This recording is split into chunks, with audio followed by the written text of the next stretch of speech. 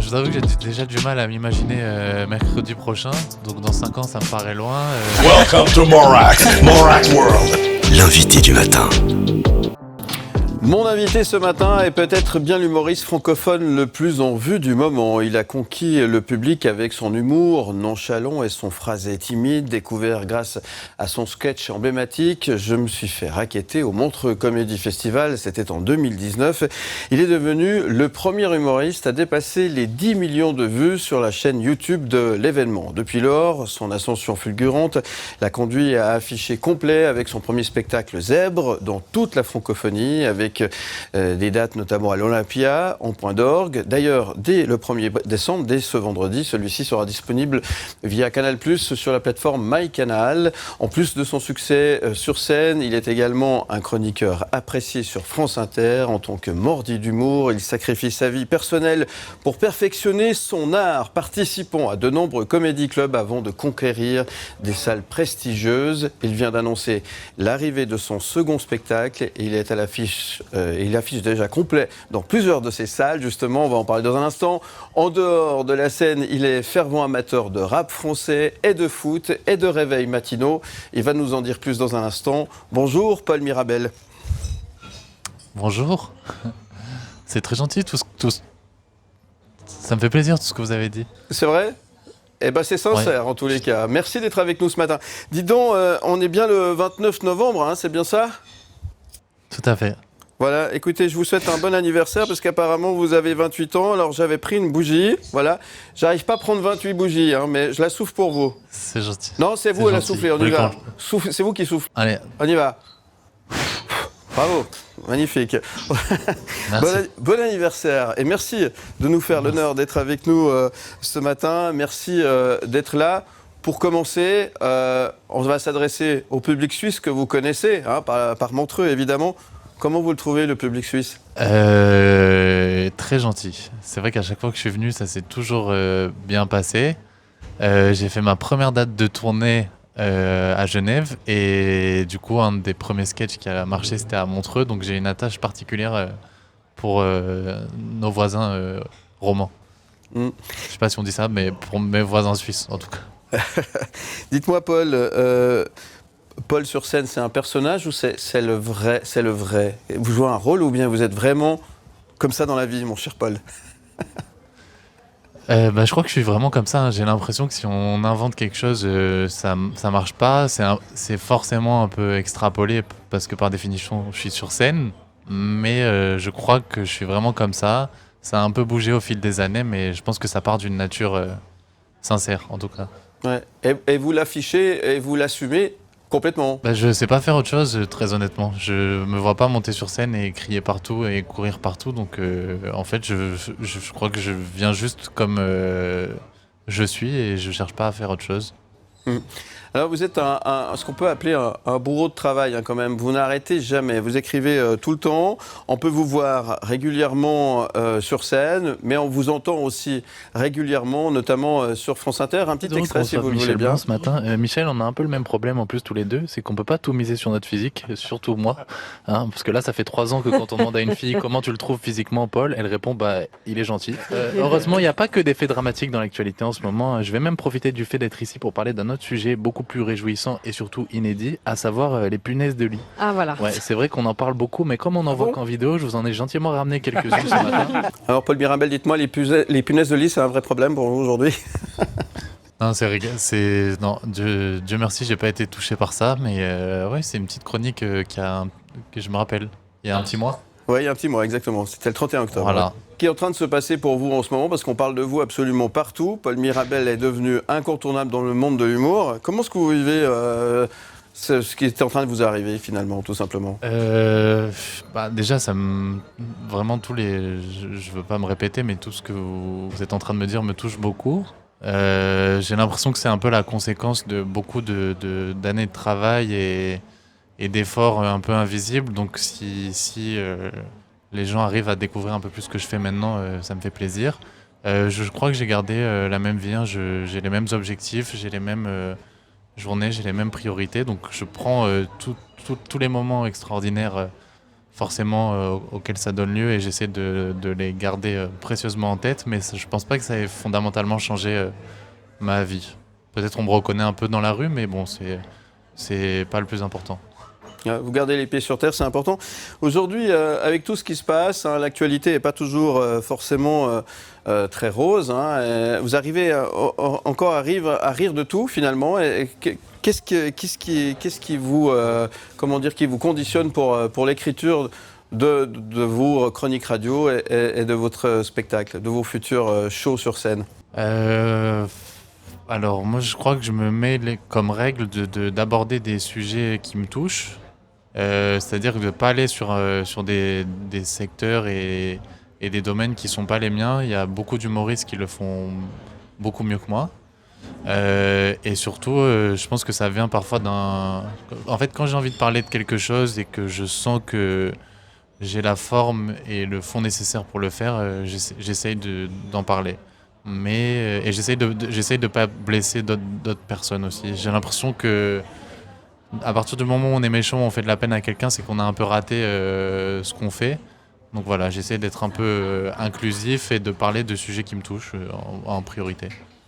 C'est de ce qu'on appelle de l'humour bienveillant. C'est toujours bienveillant ce que vous faites, ce que vous écrivez? Alors, c'est pas à moi de dire si ça l'est ou pas, mais en tout cas, j'essaie de me dire que j'ai pas envie qu'un jour quelqu'un prenne mal une blague et j'ai pas l'impression d'être là pour ça. Au contraire, si je peux faire passer un bon moment à quelqu'un plutôt que l'inverse, ça m'arrange, je vous avoue.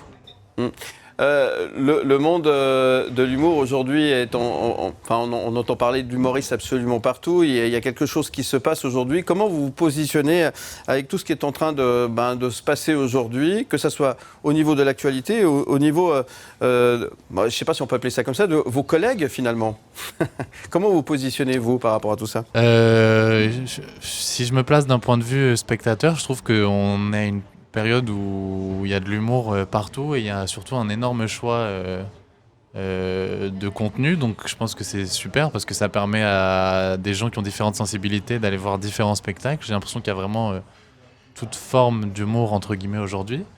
Je sais pas, moi j'essaie juste de faire mon travail du mieux que je peux et de faire ce qui me plaît et je suis trop content qu'il y ait plein d'humoristes et qu'on se croise et qu'il y ait une bonne ambiance à chaque fois qu'on se croise. Je pense que c'est génial et pour les humoristes et pour le public. Votre nouveau spectacle par rapport à Zèbre, comment vous le situez aujourd'hui? Est-ce qu'il a évolué? Est-ce qu'il s'annonce dans la continuité de ce que vous faisiez avant? Alors c'est dur d'avoir du recul sur son travail déjà et sur un spectacle que j'ai pas encore officiellement joué. Je pense que c'est différent parce que forcément je suis plus la même personne qu'à 23 ans. Peut-être que celui-ci, sans trop vous spoiler, disons qu'il y a un thème un peu plus précis. Sachant qu'un premier spectacle, j'ai l'impression, peu importe l'humorisme, mais c'est peut-être un peu une carte de visite. Là où celui-ci sera peut-être un peu plus personnel. Dites-moi, expliquez-nous un petit peu à quoi ressemble une journée de Paul Mirabel, parce que on l'a dit, il y a la radio, on a eu un petit extrait tout à l'heure, notamment sur France Inter avec Nagui. Il y a l'écriture pour les spectacles, il y a la scène, vous n'arrêtez jamais. À quoi ressemble votre journée? Apparemment, vous aimez vous lever tôt. Alors, je dirais pas que j'aime bien me lever tôt, mais je m'oblige un peu, on va dire. En fait, je pars du principe qu'il y a des gens qui n'ont pas la chance forcément de faire un travail qui leur plaît, qui se lèvent tôt. Et donc moi je vois pas pourquoi je le ferais pas, sachant que j'ai des gens avec qui je travaille qui se lèvent aussi tôt pour que tout se passe bien pour moi. Donc pour moi c'est la moindre des choses. Et comment je peux vous résumer ça? Ça dépend. J'ai la chance d'avoir des journées qui se ressemblent pas, mais je pense que j'écris le matin. Je coupe un peu en milieu de journée pour aller faire du sport, ce qui est une petite nouvelle, ce qui est une petite révolution dans ma vie, je vous avoue. L'après-midi, je répète et le soir, je vais jouer, essayer ce que j'écris dans la journée sur scène. Welcome to Morak World. L'invité du matin. Et ce matin, nous sommes avec Paul Mirabel qui fête, je vous rappelle, son anniversaire ce 29 novembre. Il fête ses 28 ans. Merci d'être avec nous en duplex de Paris. Merci d'être là. Il sera bientôt en spectacle dans la région. Quand je dis bientôt, c'est les 8 et 9 avril prochains 2025. Et puis au Théâtre de Beaulieu. Et puis les 11 et 12 avril toujours, donc du côté de Genève. Paul Mirabel, vous vous imaginez où dans 5 ans, là, comme les choses avancent très très vite pour vous, on entend parler de vous partout. Aujourd'hui, cette ascension fulgurante, comment vous la gérez et comment vous vous imaginez dans 5 ans? Je vous avoue que j'ai déjà du mal à m'imaginer mercredi prochain. Donc dans 5 ans, ça me paraît loin. J'espère que ce nouveau spectacle se sera bien passé. J'espère que je serai sur l'écriture d'un prochain. J'espère qu'il y aura eu des beaux projets professionnels entre-temps et des belles aventures personnelles, on va dire. J'aurai 33 ans, je sais pas ce qu'on fait à 33 ans.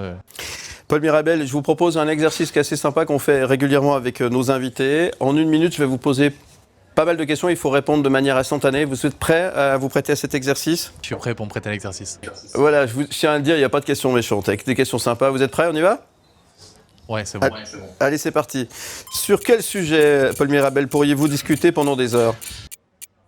Le foot ou le rap? Si vous deviez manger le même repas pour le reste de vos jours, que choisiriez-vous? Un kebab, celui qui est en bas de chez moi, qui est très bon. Si votre vie était une série télé, quelle série seriez-vous? Entourage. Préférez-vous être riche ou célèbre?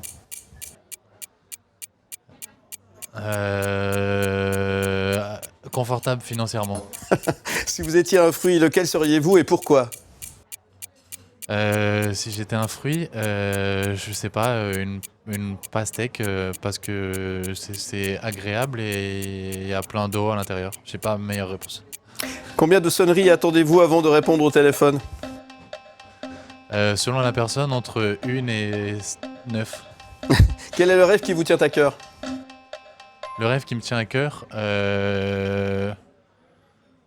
signé au PSG, mais c'est un peu compromis. C'est un peu compromis. Et la musique que vous écoutez et que vous aimez bien, c'est le rap, on le sait. Et ce titre d'Orelsan, Changement, a une signification particulière pour vous. Vous pouvez nous expliquer, nous raconter?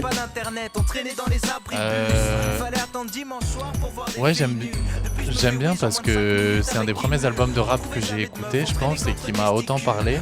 Et c'est un artiste que je suis depuis de longues années et que j'ai eu la chance de voir grandir. J'ai même eu la chance de le rencontrer. C'est vraiment une carrière et une façon de gérer son art et son business que j'admire.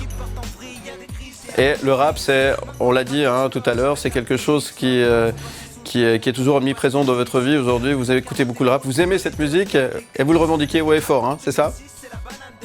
Oui, j'aime bien la qualité d'écriture de certains artistes. J'aime bien les valeurs que ça transmet. Et pareil, au même titre qu'il y a énormément de choix d'humoristes en ce moment, je trouve qu'il y a énormément de choix musicaux de manière très accessible. Donc oui, ça, je sais pas, je trouve qu'il y a quelques similarités avec l'humour aussi qui me passionnent un peu. Bon, à part un bon anniversaire que je vous ai déjà souhaité, et je rallume la bougie pour ça, qu'est-ce que je peux vous souhaiter d'autre, mon cher Paul Mirabel? Écoutez, la santé, c'est important, et de revenir en Suisse le plus longtemps possible vous voir, parce que j'aime beaucoup.